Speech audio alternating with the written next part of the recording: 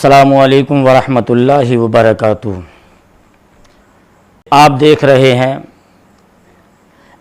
MOR لطیفی net work. Channel کو subscribe کریں، share کریں، بیل آئیکن ضرور پریس کریں تاکہ آنے والی ویڈیو کا نوٹیفیکیشن آپ کو بر وقت ملتا رہے۔ جیسے کہ پروردگار عالم نے ہر قوم سے کوئی نہ کوئی قربانی لی، کسی موڑ پر، اور ان قربانیوں کسی کی قربانی کو قبول کیا گیا، کسی کی قربانی کو مردود قرار دیا گیا۔ اور ان قربانیوں کا اگر تذکرہ کیا جائے تو سب سے پہلے قربانی آدم علیہ السلام کے بیٹوں کی ملتی ہے، مگر قربانی کی تاریخ اتنی ہی قدیم ہے جتنی کہ خود انسان کی۔ یہی وجہ ہے کہ ہر قوم اور ہر معاشرے نے اپنے اپنے مذہبی عقائد و نظریات کے مطابق اسے اپنائے رکھا۔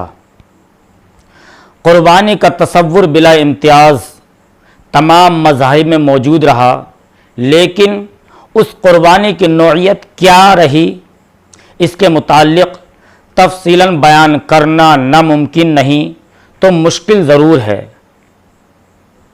ان تمام قربانیوں میں آئیے ہم آپ سبھی کو حضرت آدم علیہ السلام کے بیٹوں کی قربانی کا تذکرہ سناتے ہیں۔ حضرت ابو البشر سیدنا آدم علیہ السلام کی دونوں بیٹوں نے پیش کی تھی۔ جو سب سے پہلی قربانی حضرت آدم علیہ السلام کے بیٹے حابیل اور قابیل نے پیش کی، ان میں سے ایک کی قربانی کو قبول کر لیا گیا اور ایک کی قربانی کو مردود قرار دے دیا گیا۔ اور جس کا تذکرہ قرآن پاک میں ملتا ہے، جس کا ترجمہ ہے، اور آپ انہیں آدم کے بیٹوں کی خبر ٹھیک ٹھیک پڑھ کر سنائیے۔ جب دونوں نے قربانی دی تو ایک سے قبول کی گئی اور دوسرے سے قبول نہ کی گئی۔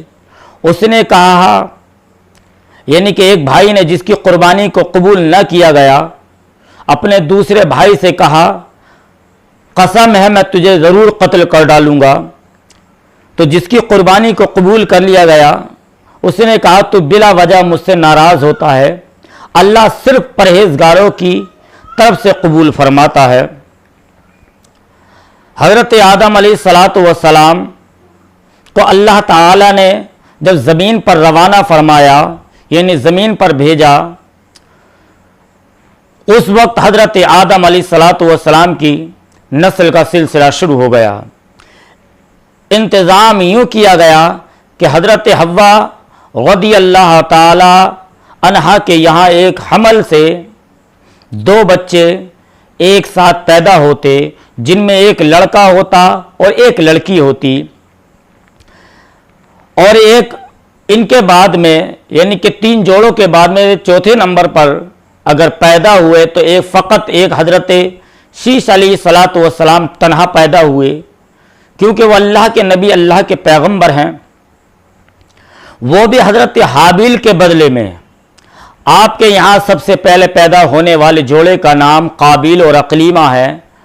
بعد کے نزدیک، یعنی کچھ لوگ علماء اکرام، کچھ فقہا فرماتے ہیں کہ قابیل اور اقلیمہ جنت میں پیدا ہوئے تھے۔ اس کے بعد 2 سال کے وقفے سے جو جوڑا متولد ہوا اس کا نام حابیل اور لیوزا ہے، جبکہ آخری جوڑے کا نام ابو المغیث اور ام مغیث ہے۔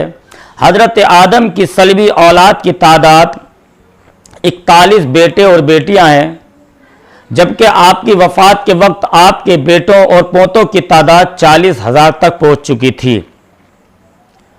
اور ان جوڑوں کے درمیان نکاح کرنے کا طریقہ یہ تھا کہ اللہ عز و جل کے حکم سے حضرت آدم علیہ السلام پہلے جوڑے کا لڑکا دوسرے جوڑے کی لڑکی کو ملا کر ازدواجی رشتہ قائم کر دیا جاتا۔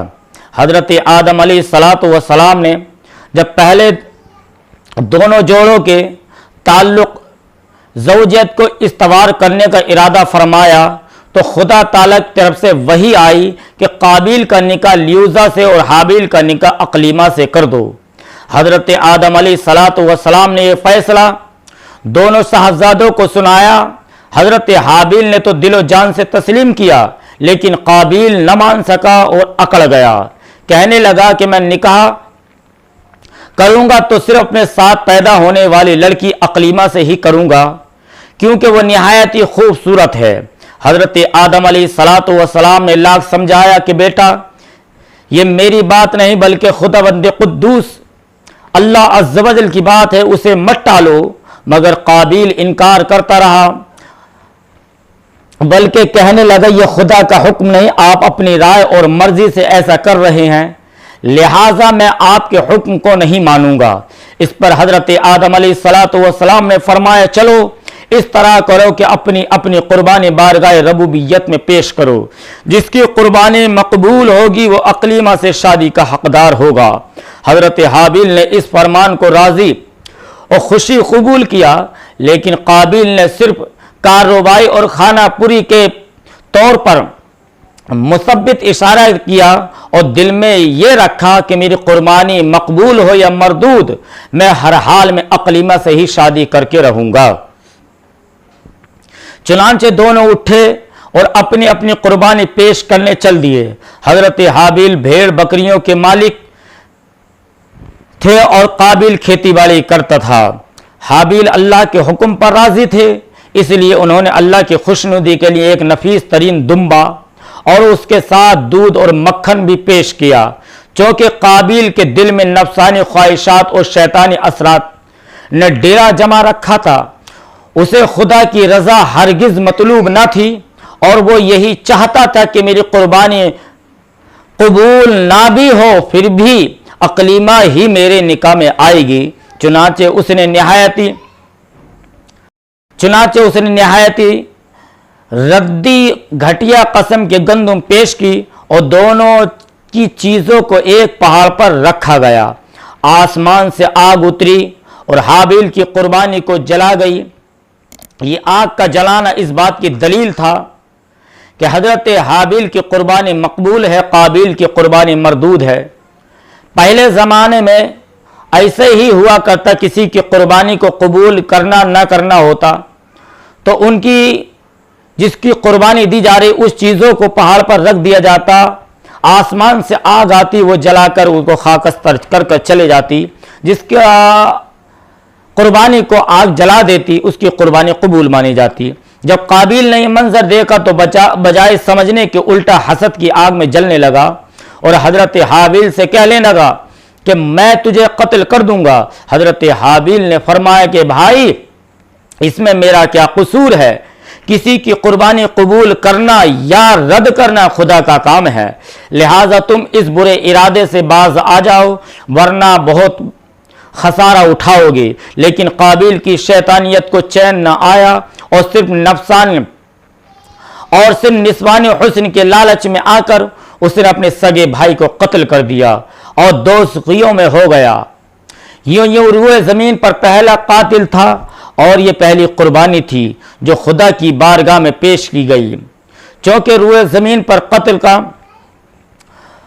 موجد قابل ہے، اس لیے جو آدمی بھی کسی کو ظلمن قتل کرے گا اس دور میں آج تک یک صبح و قیامت تک، تو اس کا گناہ جہاں اس قاتل کو ہوتا ہے وہاں ایک حصہ قابیل کے نامۂ اعمال میں بھی درج ہوتا ہے۔ چنانچہ بخاری شریف کے اندر میرے آقا سرور کائنات فخر موجودات صلی اللہ تعالی علیہ وآلہ وسلم ارشاد فرماتے ہیں، جس کا مفہوم ہے کہ نبی کریم نے ارشاد فرمایا کہ جس جان کو بطور ظلم قتل کیا جاتا ہے تو حضرت آدم کے پہلے بیٹے قابیل کے حصے میں اس کا خون ہوتا ہے، کیونکہ اس نے قتل کے طریقے کا آغاز کیا ہے۔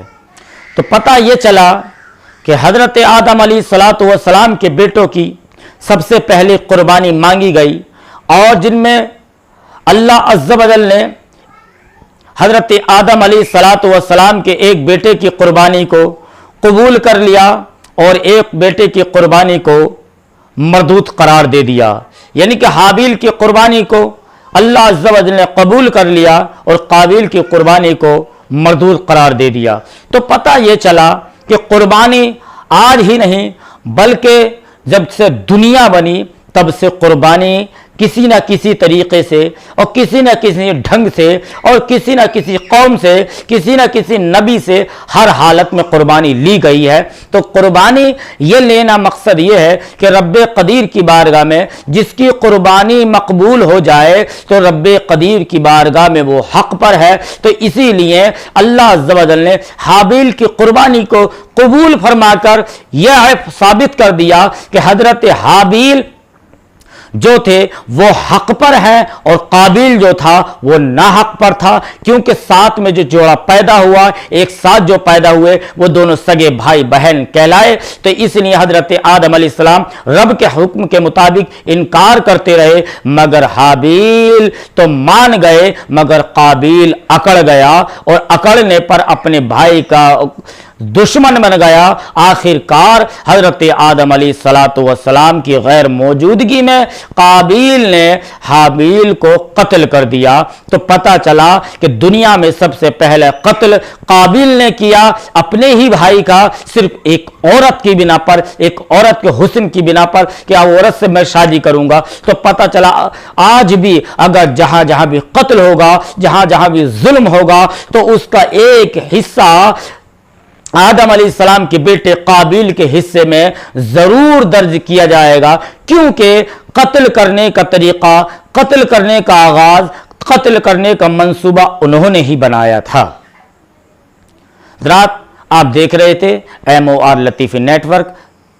अगर आपको ये वीडियो पसंद आई हो तो इसको लाइक करें, शेयर करें और अपने दोस्तों तक इसको ज़्यादा से ज़्यादा फैलाएं, ताकि सभी को इसका पता चल जाए कि इस्लाम में सबसे पहले कुर्बानी किन की हुई और कुर्बानी किस तरह कबूल की जाती है। अस्सलामु अलैकुम व रहमतुल्लाहि व बरकातहू।